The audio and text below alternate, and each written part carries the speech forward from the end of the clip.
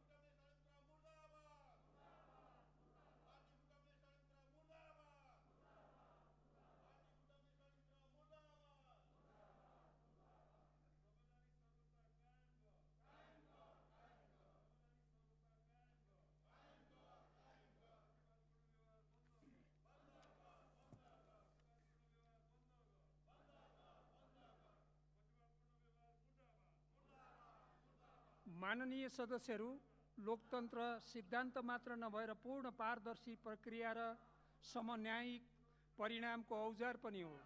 यस सिद्धान्तलाई लोकतन्त्रको अभ्यास गर्ने उच्चतम थलोको रूपमा रहेको सङ्घीय संसदले अनिवार्य रूपमा बुझ्नु पर्दछ। परिस्थिति र परिवेश सधैँ एकै रहँदैन। समसामयिक रूपमा परिस्थिति अनुकूल राष्ट्रिय हितलाई ध्यानमा राखी कार्य सम्पादन गर्नु र सरकारलाई गर्न लगाउनु संसदको प्रमुख कर्तव्य पनि हो।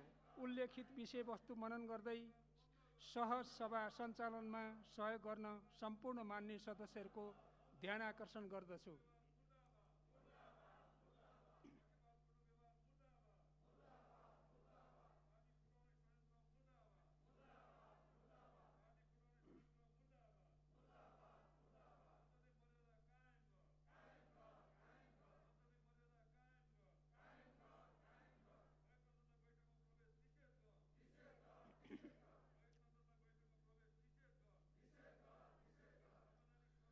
मान्य सदस्यहरू, जनप्रतिनिधिहरूको सर्वोच्च निकाय सङ्घीय संसद एवं संसद सदस्यले स्वीकृत विधि पद्धति एवं प्रक्रिया पालन गर्ने कुरामा अझै बढी संवेदनशील हुन एवं प्रतिबद्ध हुन आवश्यक छ भन्ने कुरामा हामी सबै जानकार छौँ।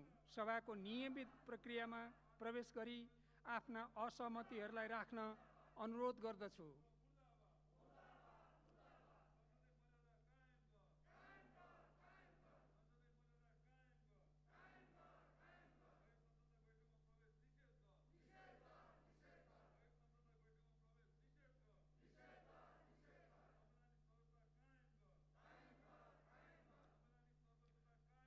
मान्य सदस्यहरू, सभाको बैठकलाई सुव्यवस्थित तरिकाबाट सञ्चालन गर्न आफ्नो आसन ग्रहण गरी सहयोग गरिदिन र प्रतिनिधि सभा नियमावली 2075 को नियम 6 को उपनियम 6 बमोजिम बैठक सञ्चालनमा आवश्यक सहयोगको लागि समेत अनुरोध गर्दछु।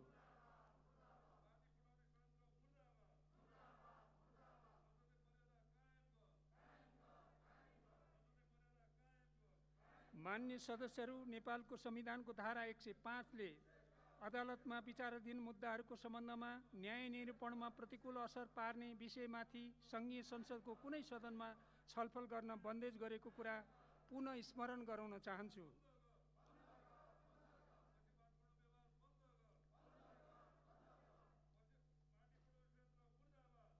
मान्य सदस्यहरू, प्रतिनिधि सभा नियमावली 2075 को नियम 21 खण्ड ख ग र घ का प्रावधानहरू हामी सबैले पालना गर्नुपर्ने प्रावधानहरू हुन्।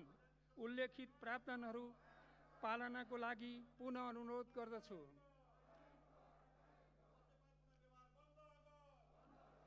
मान्य सदस्यहरू, मलाई धेरै मान्य सदस्यहरूले जनताका कुराहरू बोल्न पाउनुपर्छ भनेर मलाई धेरैचोटि मेरो ध्यानाकर्षण गराउनु भएको छ। यो विधेयक अधिवेशन हो। नागरिकता, त्यसैगरी सङ्घीय निजामती, कर्मचारी ऐन लगायतका चाहिँ धेरै महत्त्वपूर्ण विधेयकहरू पनि यहाँ प्रस्तुत गर्नुपर्ने छ। राष्ट्रका धेरै जल्दाबल्दा समस्याहरूमा हामीले छलफल गर्नुपर्ने आवश्यकता छ। त्यसकारण म तपाईहरुलाई विशेष रूपमा अनुरोध गर्न चाहन्छु कि यी सबै कुरालाई विशेष रूपमा मनन गरेर तपाईहरुले यो बैठक सुचारू गर्नका लागि चाहिँ सहयोग गर्नुहुनेछ भन्ने विशेष अनुरोध गर्दछु, अपेक्षा पनि गर्दछु।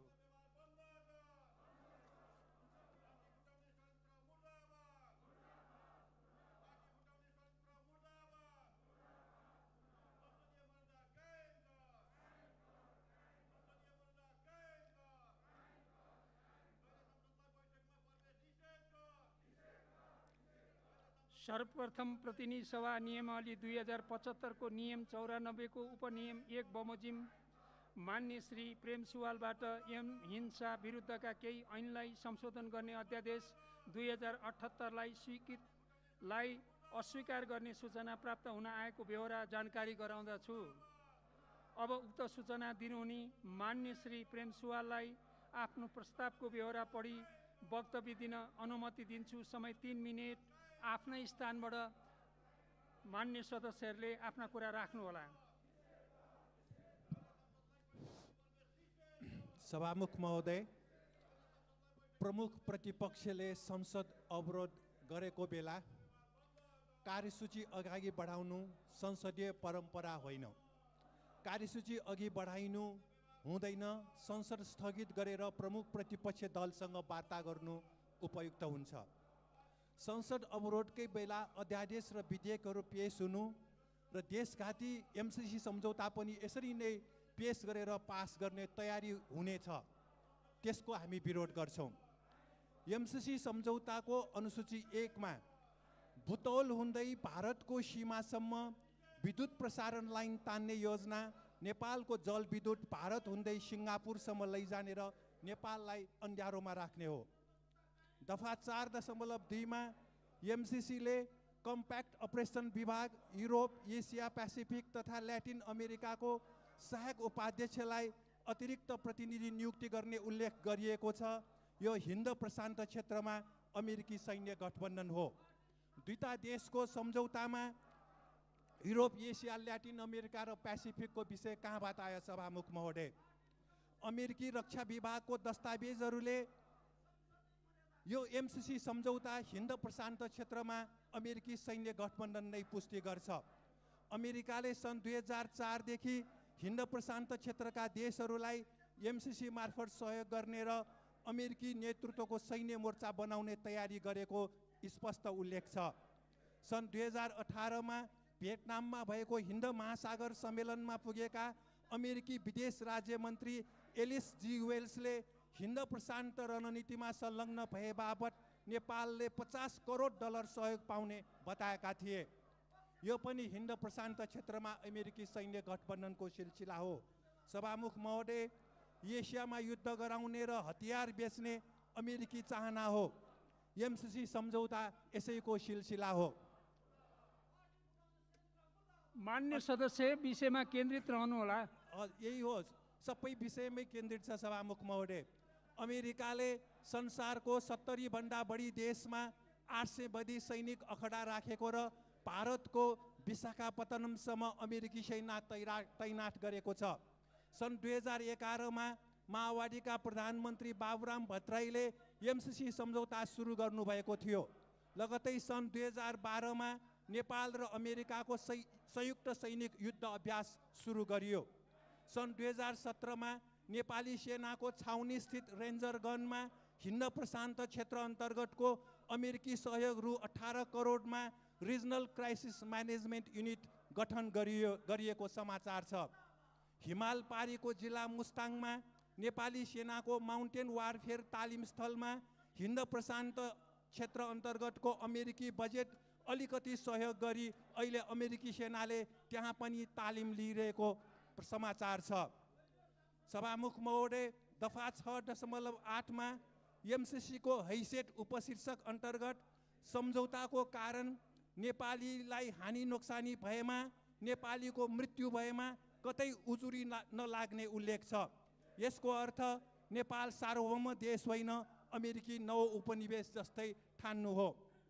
सम्झौताको दफा 7.1 मा प्रस्तुत सम्झौता र नेपालको कानुन बाँझिएमा प्रस्तुत सम्झौता लागू हुने प्रावधान नेपालको संविधान र ऐन मान्य नियमलाई सदस्य, समय सकिसकेको छ।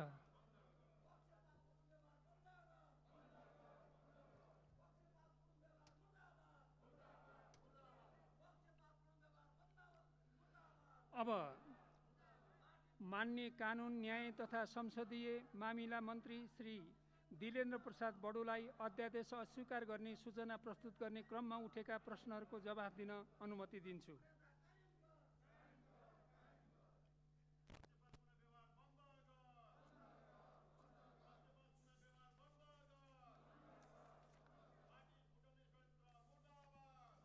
सम्माननीय सभामुख महोदय, माननीय सांसदजीले आज प्रस्तुत गर्नुभएको विषयमा सीमित नरहेर विषय र सन्दर्भमा नरहेको कारणले पनि मैले धेरै जवाब दिइरहन आवश्यक देखिएको छैन र पनि आज जुन अध्यादेश प्रस्तुत भएको छ त्यो अत्यन्त गम्भीर प्रकृतिको छ र यसलाई थप सजाय गर्नुपर्ने र गम्भीर अपराधका रूपमा लिनुपर्ने र पीडित पक्षलाई राहत र पुनर्स्थापन गर्ने र क्षतिपूर्ति समेतको व्यवस्था गरिया हुनाले यसलाई पारित गर्नका लागि र यो विरोधको सूचनालाई फिर्ता लिनका लागि म आग्रह गर्न चाहन्छु। हस्, धन्यवाद।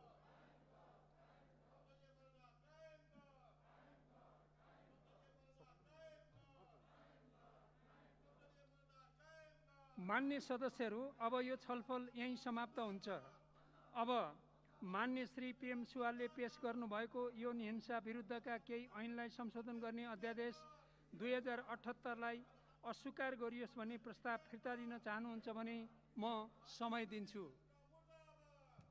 सभामुख महोदय, अमेरिकाले संसारको 70 भन्दा बढी देशमा 800 भन्दा बढी सैनिक अखडा राखेको छ र भारतको विशाखापत्तनमा पनि अमेरिकी सेना तैनात गरेको हुनाले यो विषय महत्त्वपूर्ण छ र यौन हिंसा गर्नेहरूलाई मृत्युदण्डको सजाय हुनुपर्नेमा त्यो पनि बन्दोबस्त छैन। त्यसकारण मैले पेश गरेको अस्वीकारको सूचना फिर्ता नलिने जानकारी गराउन चाहन्छु। धन्यवाद।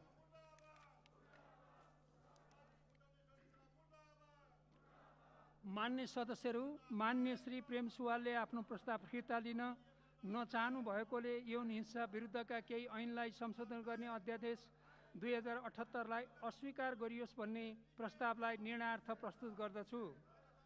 अब मान्य श्री प्रेम सुवालले प्रस्तुत गर्नुभएको यौन हिंसा विरुद्धका केही ऐनलाई संशोधन गर्ने अध्यादेश 2078 लाई अस्वीकार गरियोस् भन्ने प्रस्तावको पक्षमा हुने मान्य सदस्यले हुन्छ भन्नुहोला र यसको विपक्षमा हुने मान्य सदस्यले हुन्न भन्नुहोला। यो प्रस्तावको पक्षमा हुने मान्य सदस्यले हुन्छ भन्नुहोस्। यो प्रस्तावको विपक्षमा हुने मान्य सदस्यले हुन्न भन्नुहोस्।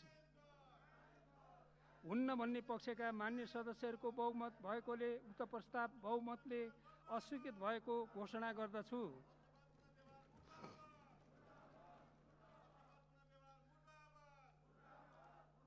मान्य सदस्यहरू, मान्य श्री प्रेम सुवालले पेश गर्नुभएको यौन हिंसा विरुद्धका केही ऐनलाई संशोधन गर्ने अध्यादेश 2078 लाई अस्वीकार गरियोस् भन्ने प्रस्ताव अस्वीकृत भएकोले मान्य कानुन, न्याय तथा संसदीय मामिला मन्त्री श्री दिलेन्द्र प्रसाद बडुलाई यौन हिंसा विरुद्धका केही ऐनलाई संशोधन गर्ने अध्यादेश 2078 लाई स्वीकृत गरियोस् भन्ने प्रस्ताव प्रस्तुत गर्न अनुमति दिन्छु। सम्माननीय सभामुख महोदयको अनुमतिले यौन हिंसा विरुद्धका केही ऐनलाई संशोधन गर्ने अध्यादेश 2078 लाई स्वीकृत गरियोस् भनी प्रस्ताव प्रस्तुत गर्दछु। धन्यवाद। अब म उक्त प्रस्तावलाई निर्णयार्थ प्रस्तुत गर्दछु। यो प्रस्तावको पक्षमा हुने मान्य सदस्यले हुन्छ भन्नुहोला। यसको विपक्षमा हुने मान्य सदस्यहरूले हुन्न भन्नुहोला।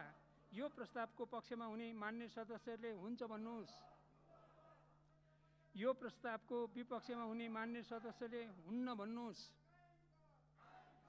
हुन्छ भन्ने पक्षका मान्य सदस्यहरूको बहुमत भएकोले उक्त प्रस्ताव बहुमतले स्वीकृत भएको घोषणा गर्दछु।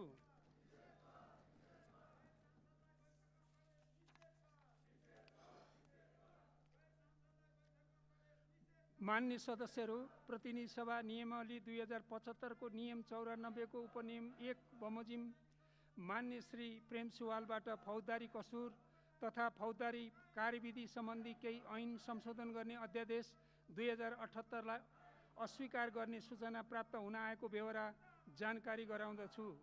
अब उक्त सूचना दिनुहुने मान्य श्री प्रेम सुवाललाई आफ्नो प्रस्तावको बेहोरा पढी वक्तव्य दिन अनुमति दिन्छु। समय 3 मिनेट। सभामुख महोदय, अहिले देशभित्र एमसीसी सम्झौताको व्यापक चर्चा छ र यो सम्झौता देशको हितमा छैन। यो अमेरिकी सहयोग होइन, यो 20 जस्तै हो अमेरिकाको। र यो सम्झौता सुरु गर्नुहुने र हस्ताक्षर गर्नुहुने सरकारी नेता र अधिकारीहरूले राम्रो काम गर्नु भएन, देशघाती नै काम गर्नुभएको देखिन्छ। कुनै पनि देशभक्त नेपालीले एमसीसी सम्झौतालाई समर्थन गर्न सक्दैनन्। सभामुख महोदय, सम्झौताको अनुसूची 5 क मा एमसीसीलाई चित्त बुझ्ने योजना नेपाल सरकारले पेश गर्ने र त्यस्तो योजनामा भारत सरकारको सहमति हुनुपर्ने प्रावधान लेखिएको छ। के यसको अर्थ नेपाल सार्वभौम र स्वतन्त्र देश होइन, भारतको प्रदेश जस्तै हो भनिएको हो? के नेपाल त्यस्तो हो? त्यस्तो सम्झौतामा नेपालका सरकारका मुख्य मान्छेहरूले हस्ताक्षर गर्न मिल्छ? त्यसलाई अहिले संसदमा पेश गर्न मिल्छ? विषयमा केन्द्रित हुनु होला। फौजदारी अभियोग भन्दा पनि महत्त्वपूर्ण विषय हो यो सभामुख महोदय। देशै फौजदारी अभियोगमा पर्ने स्थिति छ सभामुख महोदय। तसर्थ यो सम्झौता अविलम्ब खारेज गर्न सभामुख महोदय मार्फत सरकार र प्रतिनिधि सभाका सम्पूर्ण माननीय सदस्यहरूको ध्यानाकर्षण गराउन चाहन्छु।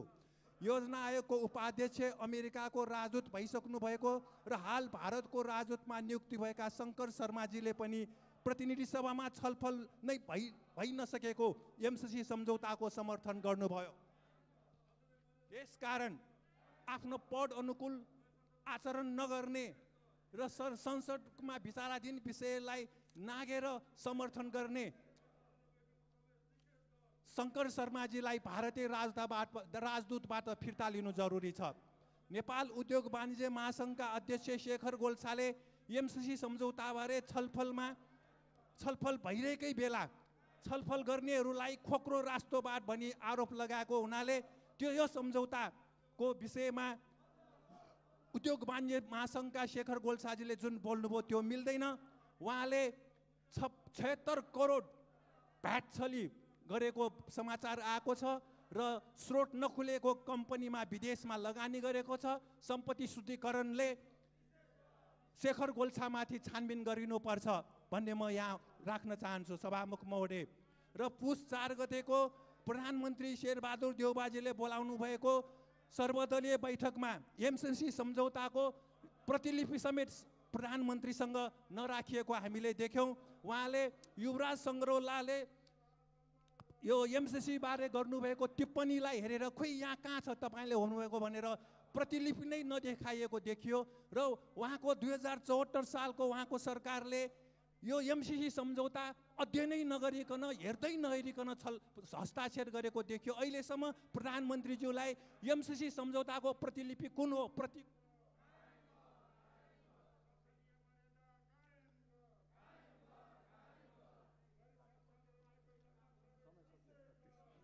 समय सकियो।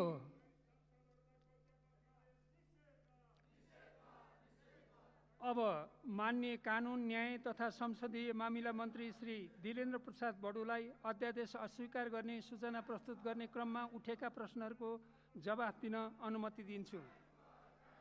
सम्मानित सभामुख महोदय, फौजदारी कसुर सम्बन्धी अध्यादेश लाई अत्यन्त जघन्य अपराधको रूपमा परिभाषित गरिएको छ यो अध्यादेशले र पीडक पक्षलाई सजाय बढाउने र पीडित पक्षलाई तत्काल राहत र क्षतिपूर्तिको पनि व्यवस्था गर्ने र उसको पुनर्स्थापन समेतको व्यवस्था गर्ने र यो अपराधलाई अत्यन्त जघन्य रूपमा गर्नु अहिलेको आवश्यकता भएको विभिन्न समितिहरूले यसलाई सरकारलाई निर्देशन गरेको अवस्था थियो र सामान्य सर्वोच्च अदालतको पनि निर्देशन भएअनुसार अहिले यो अध्यादेश पेश गरिएको हो र यसलाई स्वीकृत गर्नका निमित्त र आफ्नो विरोधको सूचना फिर्ता लिई यसलाई पारित गराउनका निमित्त सहयोग गर्न म आग्रह गर्छु।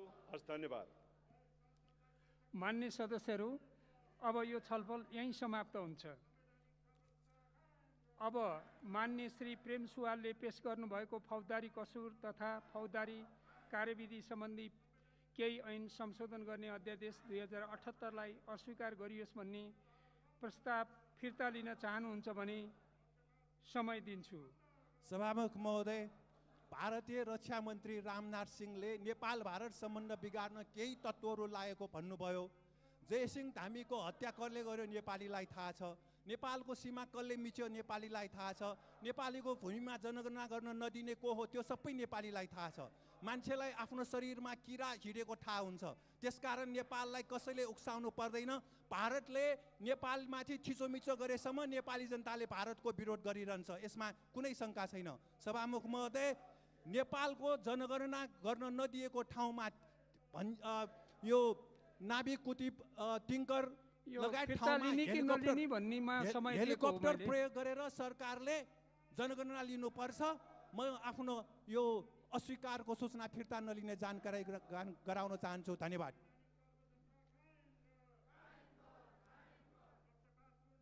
मान्य सदस्यहरू, मान्य श्री प्रेम सुवालले आफ्नो प्रस्ताव फिर्ता लिन नचाहनु भएकोले फौजदारी कसुर तथा फौजदारी कार्यविधि सम्बन्धी केही ऐन संशोधन गर्ने अध्यादेश 2078लाई अस्वीकार गरियोस् भन्ने प्रस्तावलाई निर्णयार्थ प्रस्तुत गर्दछु। अब मान्य श्री प्रेम सुवालले पेश गर्नुभएको फौजदारी कसुर तथा फौजदारी कार्यविधि सम्बन्धी केही ऐन संशोधन गर्ने अध्यादेश 2078लाई अस्वीकार गरियोस् भन्ने प्रस्तावको पक्षमा हुने मान्य सदस्यहरूले हुन्छ भन्नुहोला। यसको विपक्षमा हुने मान्य सदस्यहरूले हुन्न भन्नुहोला। यो प्रस्तावको पक्षमा हुने मान्य सदस्यहरूले हुन्छ भन्नुहोस्। यो प्रस्तावको विपक्षमा हुने मान्य सदस्यहरूले हुन्न भन्नुहोस्। हुन्न भन्ने पक्षका मान्य सदस्यहरूको बहुमत भएकोले उक्त प्रस्ताव बहुमतले अस्वीकृत भएको घोषणा गर्दछु।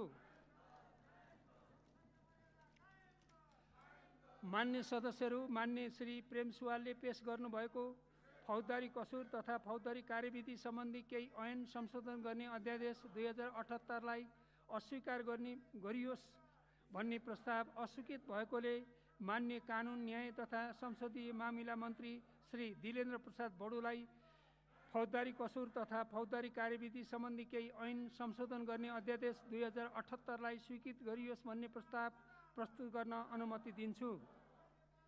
सम्माननीय सभामुख महोदयको अनुमतिले फौजदारी कसुर तथा फौजदारी कार्यविधि सम्बन्धी केही ऐन संशोधन गर्ने अध्यादेश 2078लाई स्वीकृत गरियोस् भनी प्रस्ताव प्रस्तुत गर्दछु।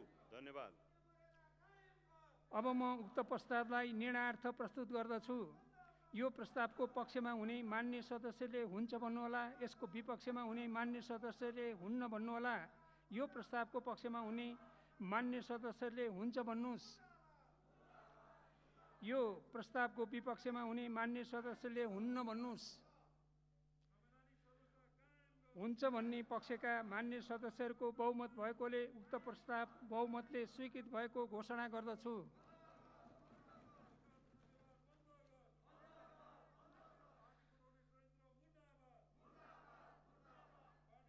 मान्य सदस्यहरू,